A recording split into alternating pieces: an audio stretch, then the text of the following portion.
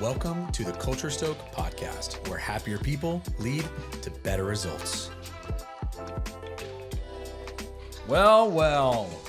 Good morning. Hello. Happy Blurs Day. Happy Blurs Day. TM West.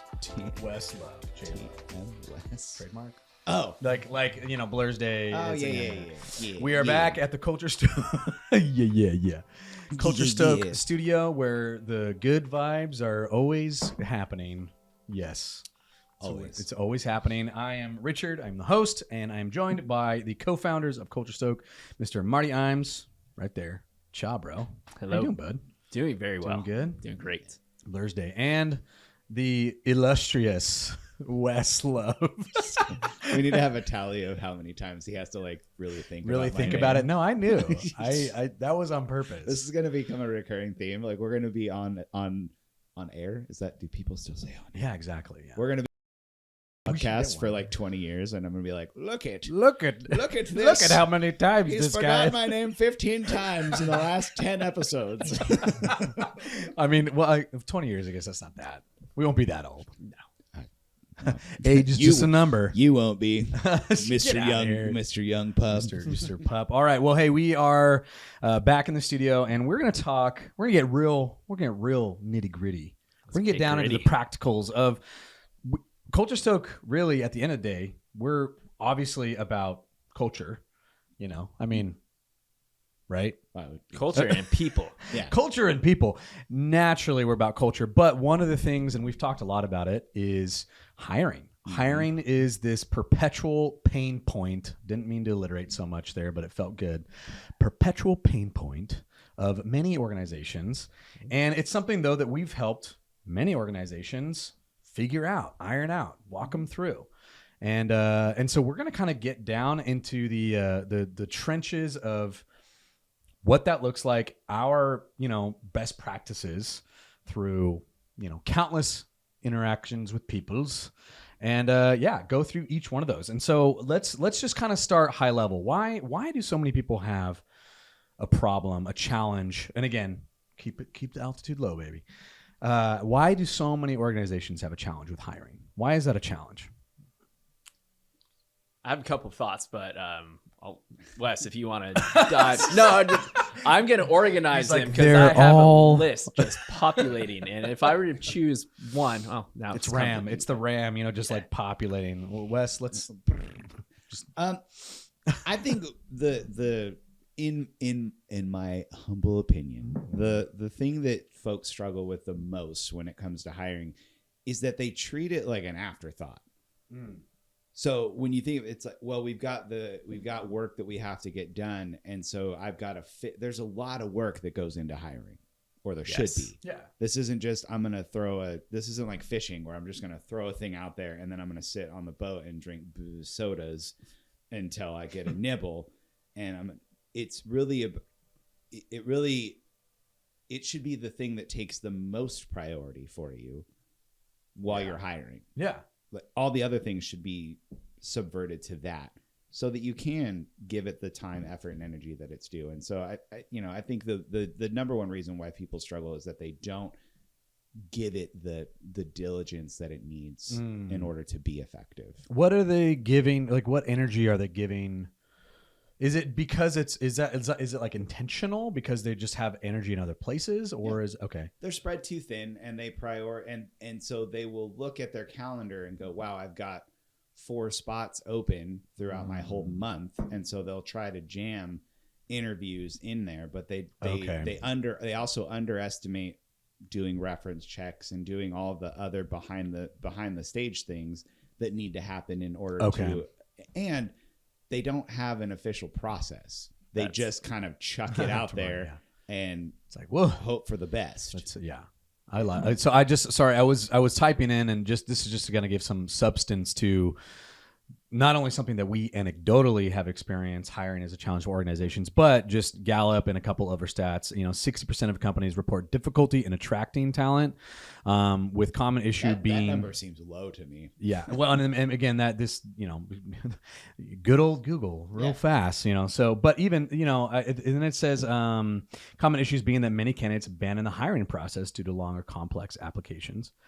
Over 34% of recruiters highlight the growing skill gap, making it harder to find qualified candidates. So just as like a substantiated thought is like, hey, we only not only anecdotally see this, but it is something that we see throughout. Yeah. So Marty, has the RAM, it's populated, processed. Thank you for that processing time. I love it. And the thing that comes top of mind for me when it comes to the greatest challenge that people have around hiring, I believe Wes spoke into it, is the process.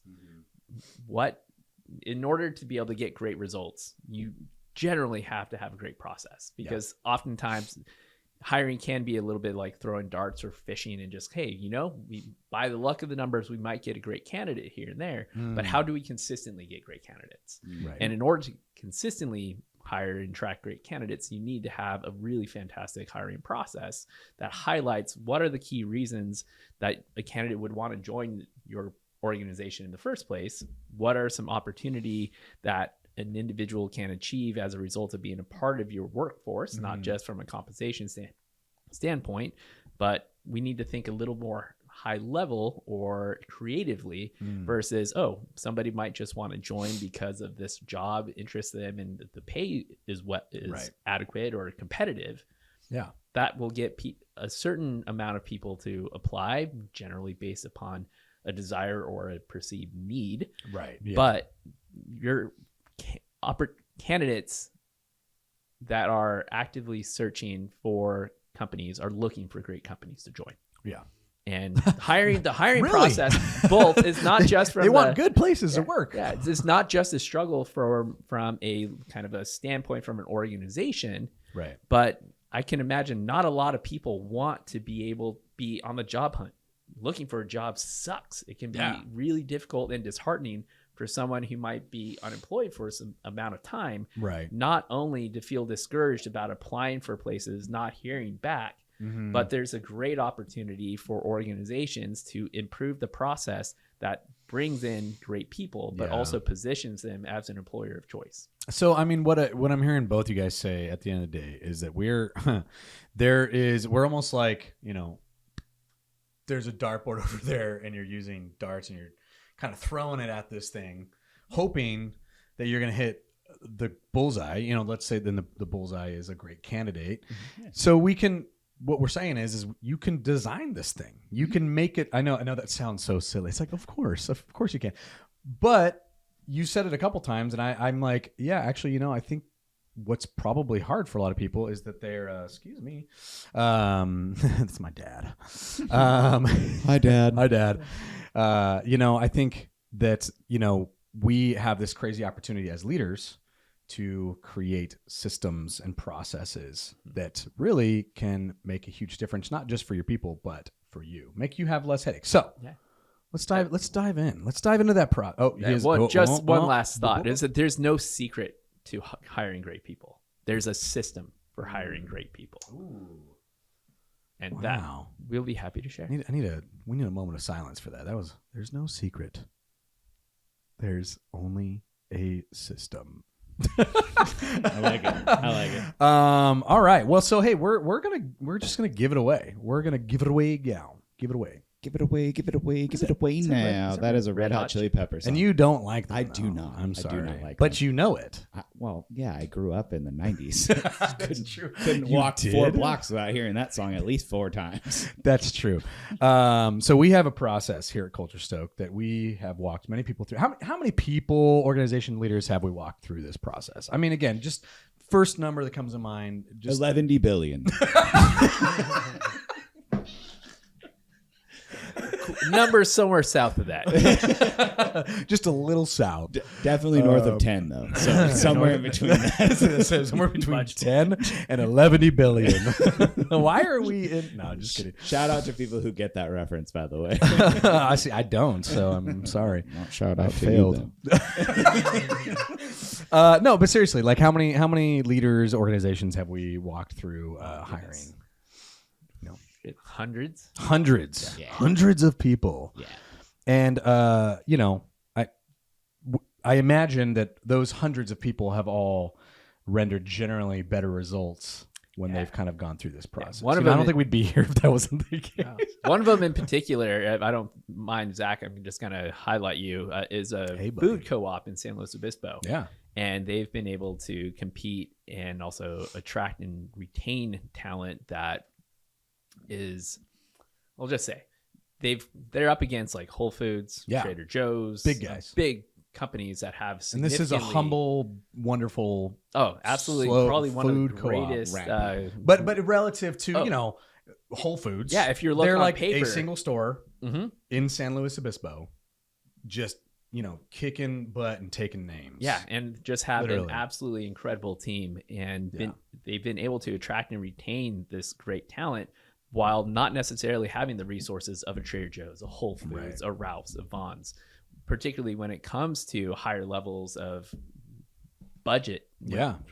I imagine if you were to compare operating budgets between stores, they'd be a bit smaller. But they've been able to assemble this absolutely incredible team by not only building a great place to work, but get really intentional and systematic about how they approach the hiring process.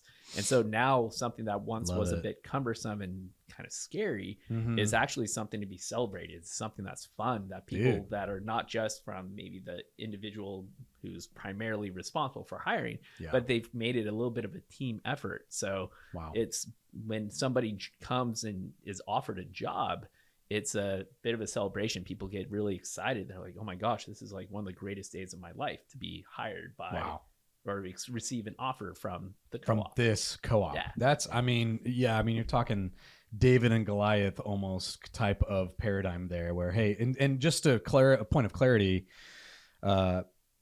this slow food co-op, they're like getting people that otherwise would be high level individuals at other big, stores, companies, whether locally or nationally, Yeah, people who have significant experience within the industry wanting to go there. Wow. Because the experience is just drastically different than what they've come from. Yeah, heck yeah. So let's break this down. Let's start from the top. How that process.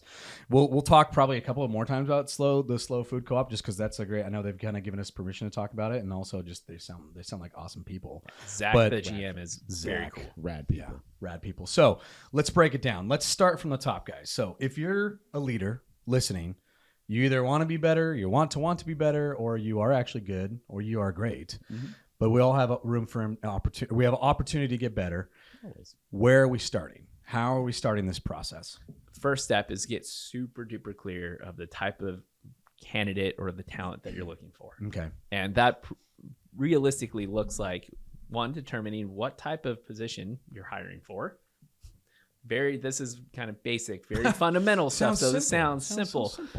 But get clear of the role that you're hiring for and determine if this is a full-time position, a part-time position, something that's maybe seasonal or temporary, and just be very clear in your own mind about what it is before you even share that with the world, your team, etc. Yeah, whomever. Yeah. So that's very fundamental. But you also want to understand when it comes to this particular role, what are the measures of success that are most important? Yeah. So if this role is responsible for these three things, great. What does success look like from a standpoint of a number, a percentage, or a dollar sign? So you can measure that type of performance and give very clear expectations to somebody who's going to be applying for this job about how am I going to be measured? Yeah. And rewarded, celebrated, etc. Particularly around this. And then you also want to understand what is the interview and selection process going to look like before you even start advertising for this job. So just the more clarity that you can have at the very beginning, the easier this is going to be for you downstream. Let's back down a little bit. Well, but yeah, I was going to say there's an assumption that's made here that I want to make sure that we speak into, because where Marty started was very important from the candidate perspective of knowing who you want to hire. But I think there's also a conversation about knowing who you are as an organization and what you're all about. What are your values? What's your purpose? What's your differentiator? What makes you cooler than the person down the street? Right. What are the things, and so because people, I think Marty said something like people are looking for great places to work. Great places to work are not places that have a great system for hiring. Yeah. Great necessarily. Great places to work have a great system to hire, but that's not what makes them great. Great places to work are, what is the experience going to be like? What are our, what are the values? What are we working towards? Is it culture? I mean, I didn't want to say it, but you did. Well, this segment brought to you by culture. But really knowing, I mean, think about it. The people that are taking it back to the relationship that is the employee-employer relationship, when people are not self-aware, when people are not in the know about who they are and what drives them, it becomes very difficult to have a good relationship. Right. And so there's some pre-work that needs to happen before you start to get clear about what I'm looking for in a candidate. I got to know myself first. Let me ask you guys this, and you guys may have, and we welcome this, contrarian thoughts, because I mean, naturally, no one, it's not unanimity, it's unity. Nah. But I think, is it possible for someone to create a great hiring process, but maybe not start with culture and still see good results, and maybe that instigate the I guess the development of culture? Or I don't know, what are you guys' thoughts? I mean, it's kind of a broad question, but I'm kind of curious. The thing that if you don't necessarily start with culture is you may get some candidates who are very strong on paper and are able to perform, but may not stick around. And is that go ahead. And so the challenge here is, if you are okay with people turning over, you need to have you can still use this hiring process system, but you may understand that this is something that is going to be an ongoing effort. It's not necessarily a one-time event. So just have a well-oiled hiring process and machine. But if you really do want to get those candidates who are going to be not just a culture fit, but more importantly, a cultural addition, someone who's going to raise the bar for themselves and others, you absolutely need to get clear on what, again, to Wes's point, what makes your organization unique and special? Why do you exist beyond making money? What are the values that are so necessary? Let's think about the 5F framework. What is the fit, the fortune, the future, the freedom, and the fun that make this a place that not only do you want to join, but you want to stay, but also what are some of the behaviors that are going to lead to success for this type of role? And even to the degree of not only thinking those things through, but getting super duper clear on them so you can then add them into your hiring process so you can use to evaluate candidates from a consistent kind of quote unquote measuring stick. Because one of the things that can be really difficult for people is like, I had a really great conversation with that one individual. I think they stand out top of mind as a leading candidate. But if you're not necessarily measuring individuals from at the same standards, your own kind of unconscious biases can come into play. And I just like them because we share common interests. Maybe that doesn't necessarily equate to how well they're going to perform in this role. Good. Okay. So, I mean, I think it does go without saying, that culture. It should not go without saying, because this podcast would be very boring if it went without saying. That's true. Can you imagine? It's like, we're just gonna stare because it goes without saying. It would probably go viral, which is really sad. It goes with saying. It goes with saying. Naturally, culture stoke. That culture inherently is having a well-defined culture, the feel, what culture is paramount. It's not ancillary. It's not a tertiary thought. It's like, this is paramount to having a good organization across the board. For longevity. For longevity. If longevity is your Yeah, goal, okay. you can get great That's a good people. distinguisher, yeah. You could get great people to come to work for you that will come in and perform and go, this is not the place for me, and leave. And so you can have a well-oiled revolving door of getting Right. people in, but there's costs that are associated, cost, time, money, resources, et cetera, that are associated with that. So finish your thoughts. Sorry. So if you're just looking for a warm body between you and the work, you can implement a system and not do a bunch of the kind of cultural deep work, and still be really good at hiring. Right. But you can think of it like, I'm going to be very good at hiring, but that doesn't mean that I hire well. So here's my pain that I'm feeling on behalf of leaders that are listening, because I'm going to assume a few. Tell us. Thank you. I'm going to assume a few things. There's people here who have a well-defined culture. There's people who maybe know they need to, but it kind of butts up against the calendar, against the fact that they're already working 50, 60 hours a week. They're tired, they're burnt out. They're all the things that leaders are today. As much as we could talk about the things that leaders could improve on, there's so much burden that comes with that positionally, right? Absolutely. And so I'm thinking to myself, I'm a leader at an organization. I know I need a good culture. It's there. I'm doing everything I can within the confines of my authority to try to make this thing better. But I still have 4 positions that have to be filled. I have to fill a position. So again, it goes with saying that culture, look, leader, prioritize this. Yep. But we feel your pain. We get it. We're like, yeah, you still got to hire people, which is why we're talking about it. We're like, hey, we're not gonna like keep the, well, hold on, it's not like a prerequisite to giving this. It's like, hey, yes, culture is a prerequisite to longevity. Doesn't mean we can't create a great system for hiring, which we would hope then would instigate, if you have longevity and now you're not having to scramble to fill positions, now you've got the bandwidth to deal with culture. Again, chicken egg type of conversation, but let's so we hit the process, we talk. So 0-0-0 process is, hey, get a great culture. But when we're talking just hiring, well define the role and the candidate. And then what was the second one? So because you already hit 1 and 2, what was the second one? So I'm following you. I'm trying to think of the precise second. The main goal, just to clarify, is to get step one, get super duper clear on your candidate, what you're looking for, all the things. Yeah.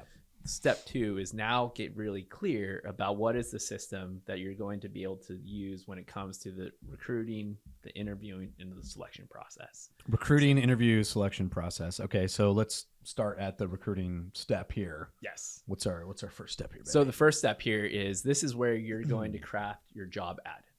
This is the thing that you want to be able to share with the world to announce, hey, we're growing, or we're looking for a great candidate. We're expanding the team.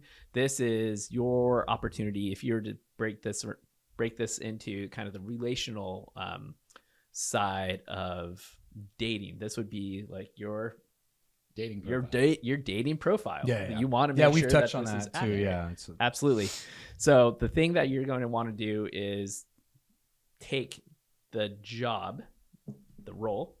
Here are the responsibilities. Here's what it's like. Here's the purpose, who you'll be working with. But what are the necessary skills that we're looking for? What are the kind of the non-negotiables that somebody needs to possess in order to be successful? And also get really clear of the compensation. What are the perks and benefits of working here? What is the team kind of environment or the culture? This is what you can expect.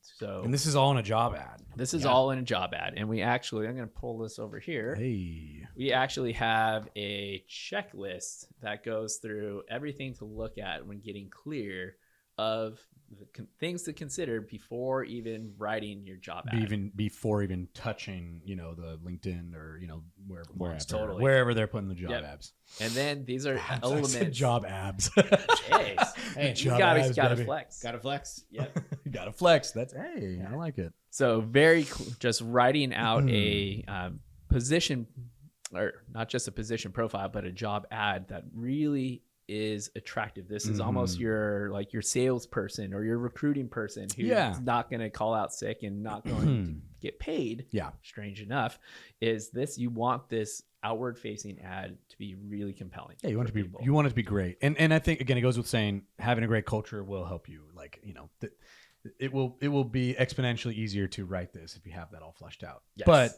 still get hyper clear on what you're doing. Wes, do you have any thoughts? And I know we're getting real nitty gritty here, which is totally, I mean, that's what we're going to go both. That's where I'll boot. Boot. Wow. But yeah, any kind of additional thoughts or feelings around, where we're at now? Don't sleep on making your job ad compelling. This is this is not a Mad Libs where you want to just chat GPT, sound like a robot and get, unless that's what you're all about, and that's the kind of vibe that you're trying to get. But I've seen ones where the organization they had the word pirate in their name, and the whole job ad was written as if it was a pirate that was looking for, and they said he and stuff like that in there. I mean, look, that's I worked there. Think about the hook. Yeah. You're like, hey, because people are going to start to build up their ladder of inference about what this place is all about based on what they read, just like a dating profile. They're like, this That's person great. seems very cool. First impression. So maybe, I mean, I don't know, maybe practically what could that look like? Like find the copywriter in your business or hire a copywriter or, again, right? Is that, I mean, what are practical ways that you can make this really attractive? You said don't sleep on your job ad. But. Yeah. One of the lowest efforts, highest return things that you can do is to, one, get pictures of your workplace. Ooh. Hey, this is if where it's you'd a be great working. place. Or not. No. It's here's your square. It could be better. It can be it's actually, even if it's not, somebody is going to come in and experience that. Let them see this first and foremost. Because don't hide your crazy. Yeah, because if this is one of the things, you yeah. create a different expectation and somebody comes in and be like, this is not what I expected. Mm-hmm. Is that going to erode trust or are you going to strengthen it? Mm-hmm. And so be very clear about, hey, this is where you'll do the work. This is maybe some team members that you'll be working with if people are in the willing. job ad. This is in I mean, I'm just trying to. So think about the difference between a dating profile with or without pictures. There's a big difference. Yeah. And so let's get. I'm just really thinking clear. through. I'm thinking through. Bob, the leader of our organization. He's like, man, we don't have a great looking workplace, but we're great people. I don't know. Maybe. Yeah. Maybe it likes people. I don't know. And it's actually one of the things that can. I can understand some people's reservations. Yeah, certainly. When it comes to, hey, maybe we're not super proud of kind of where our existing office space looks like, but wouldn't that be like the indicator? Like maybe we ought to do something about it. That's 100%. And so the idea of it's not something that you're proud of. Well, what would you need to do to? How do you make it? Yeah, and maybe it's something different where even people have. If so, maybe it's like the workspace, this doesn't necessarily create a type of environment that seems exciting for people to work. Yeah. We're not trying to, maybe we can. Yeah. We're not dunking. We're not dunking on people that don't. No, I don't think we are. Yeah. That's not what I'm saying. I'm trying to think through the leaders like, oh no, another thing I have to do. Well, so it makes sense though. I'm like, okay, well, of course we catfish a little bit.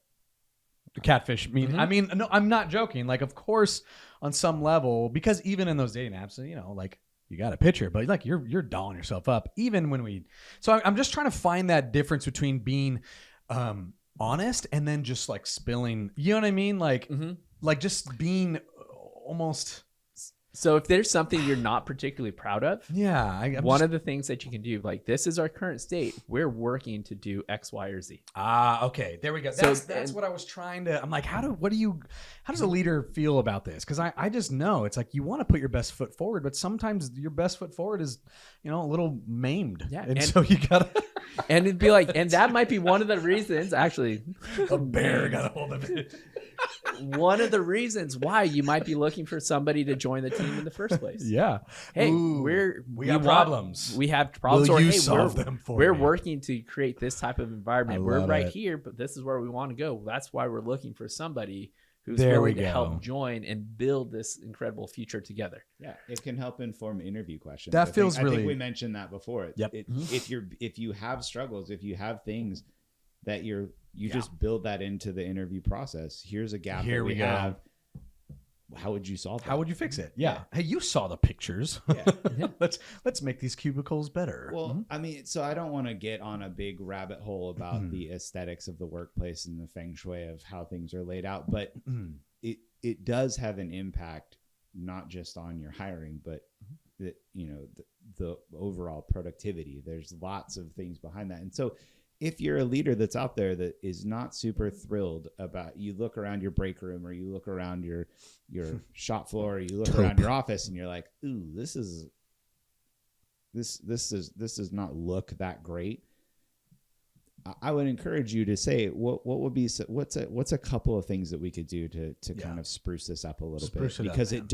it does lend itself. But I don't want to detract too far from that. But I do want to get off the aesthetics thing and kind of get back to the hiring process. Yeah, maybe. And Marty, maybe just for to be really succinct, like give us the whole like process without explaining each point, Oh, yeah. because I feel like you can derive like, okay, what is the entire, from the, hey, start at 0 with culture and start at 10 is like they're a contributing, member of the team. Yeah. Or they're hired, I guess. That's really the Yeah, that's absolutely. the end game. Yeah. So if we're even just to go through one, getting really clear the role. Yeah. What do you need? Again, real quick Two. too. You're just going through the steps, not explaining them yet. Absolutely.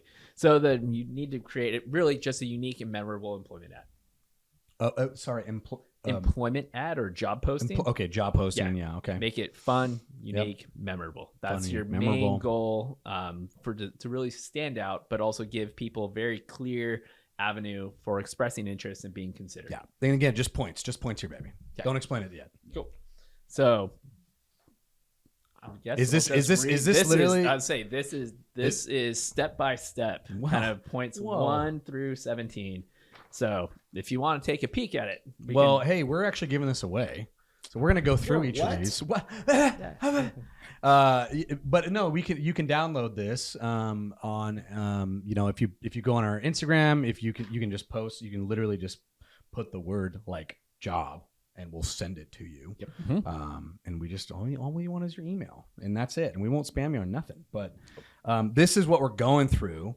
But Marty, maybe you can just kind of read through these things, because we're not going to go through all 17. There's no way we're going to go through all 17. So if we're starting back from the beginning, Yeah. completing, we have resources that are known as your organizational profile, your 5F framework, which we explored previously, Mhm. how to identify the top 5 most critical behavioral traits for a position, and create a position profile. This is Yeah. almost your basis for your job description.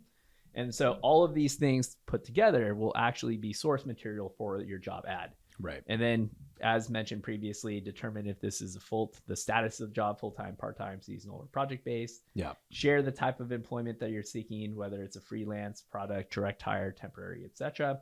But then be very clear and specific about what your compensation package is, the perks and benefits, and then decide on your interview and your selection process. That step number 1. So I mean that's a process within a process there, because you're saying, hey, get your recruitment thing dialed in, but now guess what? You have a second process. Yes. And that's kind of your interview process. So I mean, and again, we're kind of big banks here, but we have the recruitment and then we have the interview process. Let's dive into interviews. What are the faux pas? What are the issues? Ooh. Interview. Why are interviews not working? One of the challenging reasons that I believe interviews aren't as effective as they could be is that oftentimes individuals doing the interviews, one, haven't been given direction on how to do them well. 2, they might just search for some interview questions online that are mostly canned and closed-ended. They're not necessarily open-ended. They don't focus kind of on create dialogue necessarily. Absolutely. It's Okay. sometimes a yes, no, I have this experience, etc. There's not So you're not actually much getting inquiry. to know Mhm. the person. The You're person. You're just kind of giving those canned answers. Yeah, and third is that they might just go based upon how they feel about a candidate from kind of the connection standpoint. And so the big challenge or the greatest opportunity here is to, one, get really, really clear about what are interview questions that are designed to do one of two things. One is to determine the individual's aptitude for being successful in this job. But two, help give you some insight in regards to how this individual thinks and behaves. What are those questions that you guys would tell people? You know, again, I know everyone's gonna be a little different. There can be a little tweak on this, but what are those? If there's like 2 or 3 questions that you would tell any leader listening, what would they be to kind of provoke that type of dialogue? I'm a big fan of situational questions. So present them with, and it could be a real either past thing that has occurred in your organization, or it could be something that you are very much currently. Hey, if we were to hire you for this position, XYZ, how would you approach that? What would be the steps in which you would do that? Or you can give them an opportunity to, if it's a sales or a marketing job, give them an opportunity to present a pitch.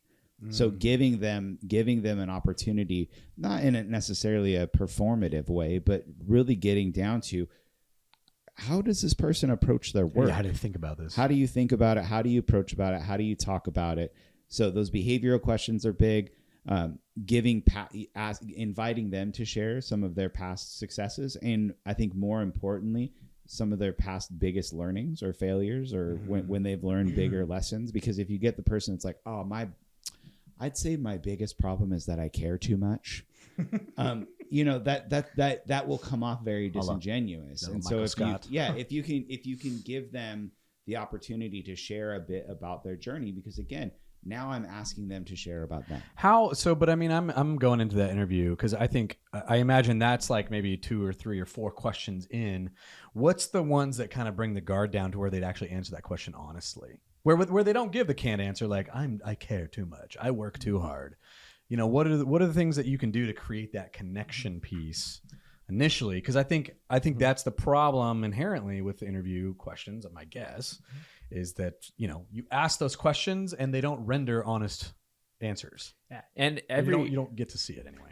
Yeah, I'd say every interview is going to be the dynamic of an interview process is always going to feel a little awkward, both to the individual conducting the interview, but more importantly, the individual who is on the other side of the table, the candidate. The greatest thing that a leader can do, or an individual responsible, is diffuse the tension by saying, hey, one of my main goals is to have a conversation, to get to know you about your past experience, but also to answer any questions that you might have about this job to see if we're a good fit. So the thing that I'd encourage you to consider is, I just want you to think of this as like you're meeting a new friend at a coffee shop, and this is just a general conversation. I don't want you to necessarily think that there has to be right or wrong answers. We just really want to be able to get to know you as a human, and then see if this is a position. Does that actually work? Because I mean, I would never sit across from a person at a coffee shop and be like, so just want to tell you something. Approach this conversation right now like it's a coffee shop, as opposed to actually just approaching it like, because I'm just curious, because I'm wondering, like, me in that situation, I'm like, but really, like, so it's more like, how do you make them feel like it's that, not just tell them that thing? So first of all, tell them saying it. I don't know. I don't tell believe them that first and foremost. That's actually yes. And so you open up with some questions that aren't necessarily job specific. So tell me, over the last couple of years, what has been your greatest success or your accomplishment? What is your favorite movie? How do you alleviate stress? What are some of the things that are very important to you, but are not reflected here in a job application? Okay. So you can start to open up with these somewhat relatively light personal questions, where there absolutely is no right or wrong question or right or wrong answer, but this is going to be able to diffuse a little bit of that tension that might otherwise exist, but also, as the interviewer, that you can share some of your responses to those things as well. Yeah. So this is an opportunity to be able to create a little bit of that dialogue that is more forthcoming in getting to know someone as a person, as opposed to the person on the paper. Yeah, I would say this is one of those times where we have a opportunity to really overcomplicate this. This is the first time that you're meeting somebody who is potentially going to make a very big commitment in their life. So I think to Marty's point, speaking into the weird is okay. Hey, look, I know that this is like a weird situation. Yeah. We're getting to know each other. Just speak into it. But, you asked like, what are the bigger faux pas? There's the dressing up of it. Just present how don't come to the interview wearing a suit and a tie if your normal garb is jeans and a polo, right? Or, a pantsuit or whatever.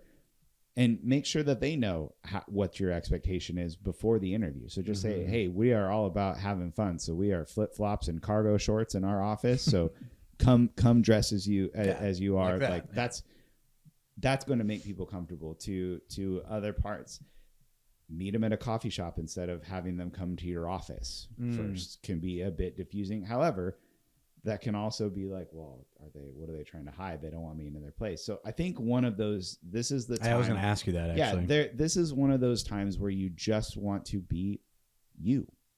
Be you as possible. It should not feel, as much as you could possibly do it, it should not feel like an awkward first date. You're just, look, we're feeling each other out to see if this is going to be a good fit. So I'm going to come dressed in clothes that I find comfortable, that I would wear to work on any other day. Yeah. I'm going to talk the same way that I would talk on any other day. And I'm going to ask you questions to start off that I would ask you on any other day. Yeah. Tell me about your weekend. How's things? Yeah. How are you? Okay, now I have a couple of questions about the job that I'd like to ask you, but start off as just on connecting on a human level. You will be shocked at how quickly that guard will go down. That trust, maybe trust is the wrong word, but at least honest answers would probably be, that's great. Ideally, you've even had a couple of conversations with this individual before you even sat down with them in a one-on-one interview. Phone call or what is that? Yeah, so one of the things that we'd recommend is even once somebody applies for a position, they receive a very quick response. Generally, this can be done through an automated email. Yeah. Thank you very much for your interest. Here's some details about the company. Here's maybe our core values plus a detailed job description, or even better, if you have a vivid vision, that'll be another topic of a different conversation. But really dive into here's the job. Here are the values. Which company core value are you most passionate about and why? And what excites you about this job? That's all we want to ask. Yeah. Then you can give people the opportunity to opt in to explain what they like. Or if someone sees that and like, no, I don't think I'm going to reply. Awesome. Yeah. You no longer have to waste time on chasing someone who may not be a good fit. This is people providing that extra level of enthusiasm that they are interested in this job. Yeah. So now maybe a phone interview, you've had some of these questions already established on the dialogue. And thought, this is someone who you think could be a great fit. Congratulations. We'd now like to invite you in for a personal interview. Yeah. And even what you can send is an email confirmation, kind of like, congratulations, we'd like to invite you in. Here's directions on how to get to our office. Yeah. Here's where we're going to meet. Here's how much time you should expect to take. Yeah. Here's our dress code. Here's where to park. All those details. So people are like, oh, I don't have to worry about I'm not like, okay, I now understand. Should I be wearing a suit? Or board shorts? Or and now, once they have this clear expectation, I can enter into this interview process feeling like I already know what success is going to look or feel like. I know these people, so ideally my guard is a little more. So you've created a buffer in which people can. Yeah, the guard is down a little bit. Yeah, not as heightened. Well, and I think what is that? Clarity is kindness, right? It's like, hey, just be really clear about it, and then people will feel better about it just inherently. Mm-hmm. And if you can make it more conversational in the interview process versus like the Inquisition, where it's like, panel interviews are fantastic. Unless it's okay, now we're gonna sit down and I'm gonna start, and then Joanne is going to go next, and then Sam's going to go, and then they're going to go, and we're just going to. That's not even. Yeah, that's not how people work. And so my again, I don't want to oversimplify things because I know that the world is complicated. Well, but if it feels weird to do it, it's probably weird on a human level. On a human level, like if you're just like, this does not feel natural. Like when you tell people to, stand up with their shoulders back, and they walk like this. If it feels weird to do it, it probably begs a conversation about, is this the thing that should I be doing this, or am I doing this because I think I have to, for whatever reason, whatever story we told ourselves. So in the interview process is no different. Yeah. You are just getting to know a person. Yeah. So I think just for the sake of, trying to have some brevity in here, so we've kind of identified two particular specific systems in which someone needs to create. There's like a system for creating the system. So it's a systems collection of processes. There you go. There you go. Your So we have the kind of the job, the actual the process for defining the job itself, and then we have the interview process, and then what's next after interview, and we'll just touch lightly on that, and then hit the I think there's maybe one more after that, and then we'll do a whole series on it. Yeah. So the next section beyond the interview would be going into selection. Okay. So now that you've identified your top 3 to 5 candidates, how do you select the top people to come join you? Yeah. And it might be just one or multiples. And so there's a bit of a process to not only trust but verify, but ways in which the candidate can actually be a very active participant within that role to make your job. Candidate can be an active participant. Yes. Oh. Make your job a little easier, because that could be one of the most challenging components of the reference checks, the background, whatever it is. Yeah. This is actually where you can bring the candidate in along for the journey. Yeah, totally. And this is going to, again, to either validate the type of enthusiasm in the candidate that you hope or want them to be, versus somebody who might otherwise be paying lip service to get the job. Okay, so selection, what, if you could, it's succinctly as possible, and then even expound on, I'm actually curious. I'm like, how does a candidate get involved in their selection process, But yeah, if you could give very, brief definition of how you would say, hey, here's how you should select your person. You should select based upon, one, somebody's proven past performance. Can you validate the type of success or type of role that they've done in the past, and does that align?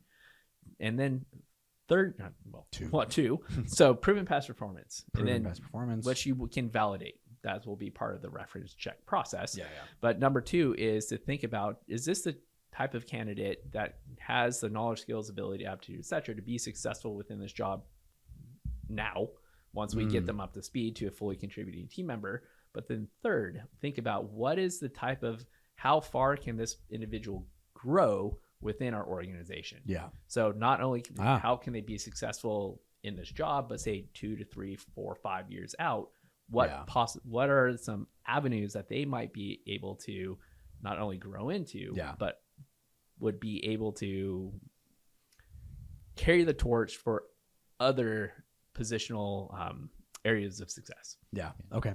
I think there's like an asterisk in that can do the job now.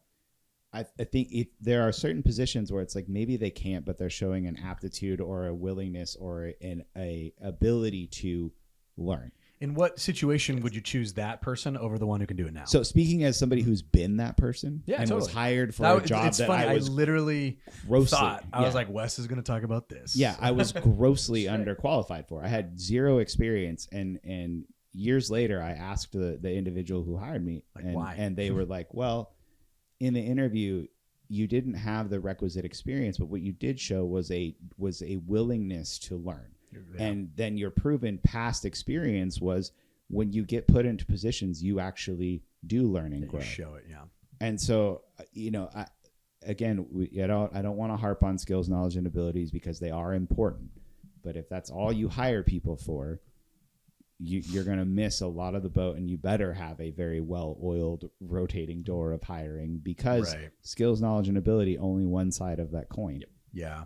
And so...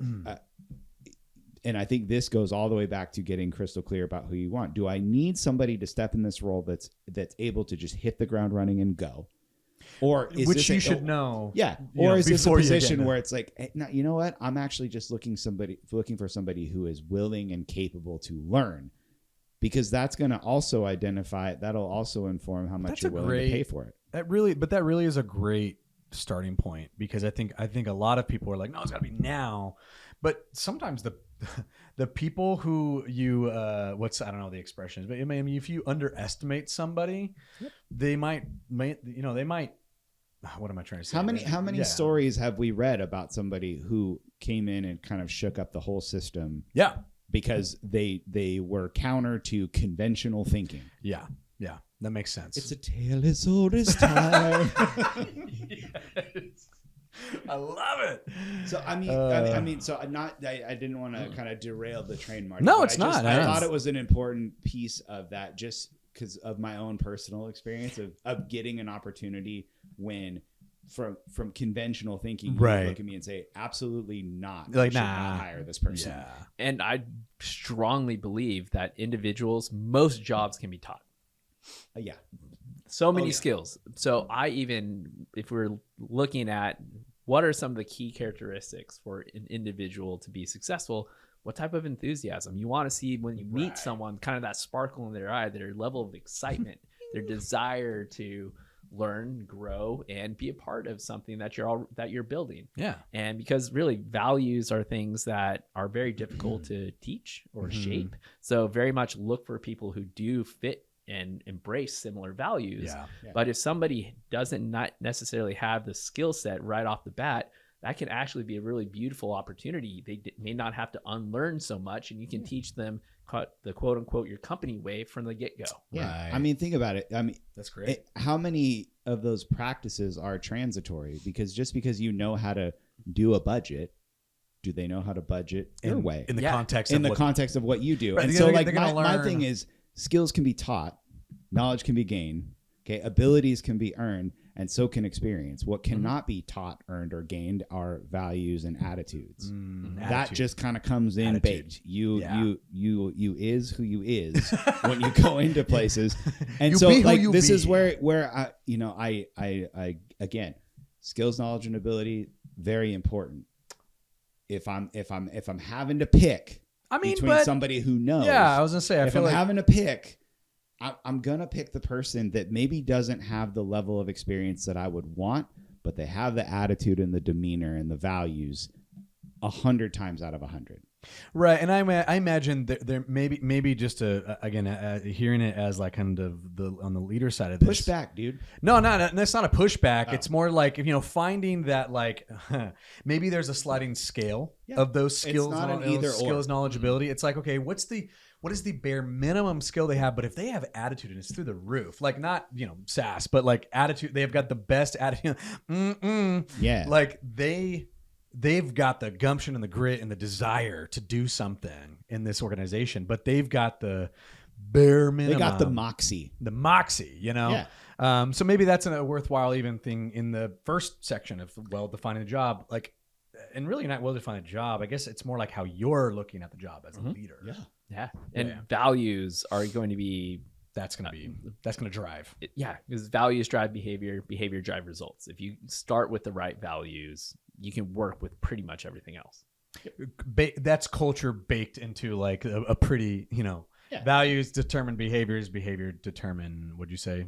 Results. Boom. Yeah. And this goes all the way back to our fundamental conversation about culture. You can get great results with terrible behavior. There are case studies aplenty in the world of people that are wildly successful and are not notoriously great to work for. Yeah. But because the journey is what it is, if you look at the hiring and recruiting process as your first foyer into the culture, it just makes sense to know what you want holistically beyond just what that set of hands can do. Yeah. And if you don't do those things, if you don't do that pre-work, you may hire great candidates. Yeah. If you do that, you can almost guarantee that you will hire great candidates because you're going to hire people that are enthusiastic about joining your team and that you're enthusiastic about hiring because you can see it in them. Yeah. You can see the people that want it.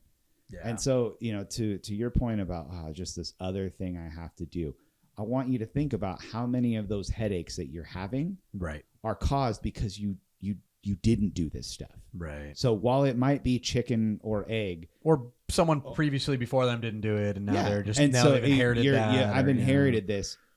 At some point in time, if you're looking at the results that you're getting and you're saying, I don't like those results, or they're not delivering Something's what I gotta want. change. And by results, I mean the people that I'm bringing on, I'm struggling to keep them because they're great, but all they want to do is leave. Or when I get in the door, they are not who I thought they were, or not. It's not the people. Right. It's the system. Organization. Yeah. The culture. Figuring that stuff out will pay insane dividends later on down the road. Yeah. And not just from the capacity to have more bandwidth to work on the business as opposed to in it, but you'll have cost savings around absenteeism, turnover, onboarding. These have direct ties to your bottom line. Yeah. ROI calculator on culturestoke.com right now. That's true. There Yes. you go. Yeah, get it. And with that, to Wes's point around the cultural fit or the values alignment of your people, if you have people who are focused on doing the right things rightly, you are going to have less headache in managing or leading these individuals than you might otherwise would if you left things up to chance. Yeah. And so if you are looking for additional opportunities to take the items that are currently on your plate and make them smaller, this is a way to do that. But also at the same this being culture. This also recruiting well. Recruiting. Because the majority of challenges that leaders experience, managers, leaders, etc., aren't necessarily due to the actual work around, maybe it's this machine or this software is causing the issue. Most of the issues come from people. Yeah. About 80% if we're looking at the 80-20 rule. And if you can have less challenges or less headaches or less tension points with your people, right, you can focus on those bigger needle moving things to move the company forward. Right. And I think we, can substantiate the fact that, hey, that 20% lever is culture. Right. Meaning like, hey, if 80% of your results is because of 20% of your efforts, figure out culture. The rest will generally 80% of your results will be whatever your culture sets out to be, And maybe even looking at it a little slightly differently is your people. Yeah. Wait, what do you mean? Look at maybe 20% or the 20% of efforts that will yield 80% of your results. Focus on your people. Right. Well, but in order to give your people a good experience, you create a good culture. Yes. You know what I mean? So I think it's same coin, different sides almost. You know what I mean? It's like, people, culture, they're inherently connected. But the way you have people be happy is by creating great culture, right? Yes. Yeah. But also, I guess maybe said a little differently from my side is to hire the right people. Yeah. Which still boils down to culture. Yes. Yeah. Absolutely. So we're running out of time here, and so let's lightning round. Okay. Just really quick. So we have the job posting. We have define. This is the hiring process, by the way. Okay. So that's what we're kind of defining here. We're going to expound on each of these exponentially more in courses. Podcasts. Nope. Courses. We're actually going to go through this. Each one of these segments actually are going to be a module within like a flagship course for us. And so not only are we going to talk about it on the podcast, but Marty and Wes are going to give great things inside of a course to kind of actually walk you through very, very practically. And the artifacts that come along with that, here's what you can do to create a great process for hiring. So let's just get down real quick. I think there's 2 more steps. So we left at selection. After selection, what's next? Don't expound on it. Just what's next. What is it? So we have onboarding. So getting somebody. That's next after selection. Now that you've selected them, getting somebody for a new team member to fully contributing. Yep. And onboard them. Okay. Is that the last step? That's a bit of the Venn diagram. Not Venn diagram. Sorry, I'm using that term wrong. That's a bit of the that's the next step of the journey. Like once they get them in the door, of course. When you're starting the next chapter, it's now we got to onboard, and then after you onboard, then it's development. Yeah. So we're system upon system or processes here, but real quick. So we have job posting, or like get clarity on your job, what it is, what and you're looking for. This, as far as these are processes, you need to. What did you say? There's the system, and then the processes that exist within. System is a collection of processes. There you go. Within the you know, your job ad system, you have a bunch of things that you need to do in order to get that out the door. So recruitment, interview, selection, onboarding. That's the 4-step process for our system of hiring. More or less. More or less, yeah. there's a lot more. We could stay. Honestly, we could probably stay here all day, talk about it. But any last thoughts, guys? Before we wrap this up, we're gonna talk more about it in our next episodes. But yeah, any last thoughts on hiring? If hiring is a headache, just know that it can become your greatest strength with some additional adjustments and some very clear intention around specific activities lined up in specific order. It's great. Yeah. And your employees' engagement and motivation doesn't start when you hire them. It starts from the moment that they learn who you are. Yeah. So the minute that they look at that job, wherever they're happy to find it, that's when they're starting to formulate their opinion about you. And so it doesn't take much. It doesn't take much. First impressions being what they are. So if you can create a pretty awesome linear story arc of what you're all about, right, you're going to get people to go on that journey that want to be a part of that. Yeah. And you're going to create a system where people that don't want to be a part of that can self-select out. So it does create an opportunity for you to have the system do the work so that you don't have to. Yeah. And that's how you create a talent magnet that simultaneously attracts the right people and repels the wrong ones. That's great. What you want. You want that. Yeah. Because you want the people, the people that you don't want the people. everybody. That is the thing. Like when this is where the fishing metaphor breaks down, you know, or it doesn't, right? There are people like, I only want to fish for this sort of thing. That's what you want. You don't want to just cast a net and it's like, whoever I can get in this net, I'm taking. Right. Yeah. Yeah. So it's like, it's the difference between spear fishing and, fishing. Yeah. I don't know why we're talking angling today. I don't know. Here we are. All right, boys. Well, hey, that is the end of the episode. We kind of talked a lot about hiring. We'll talk more, break down things. But as we always say, cheers first. Yes. Cheers. As we always say at Culture Stoke, happier people, Better results. See you later. We are launching something huge. The Culture Stoke community. Here's what you get when you join. First up, access to our 2 flagship courses and all future flagship courses. You'll also get weekly coaching calls with Wes and Marty. Plus, you'll have exclusive access to Q&A sessions with industry experts. And if that's not enough, we're adding new content every month, keeping your culture tight, your team tighter, and your leadership skills on point. Oh, and let's not forget the 10% discount on all of our services forever. Spots are limited. So head to community.culturestoke.com and get ready to build a culture people rave about. One more time, for those in the back, community.culturestoke.com.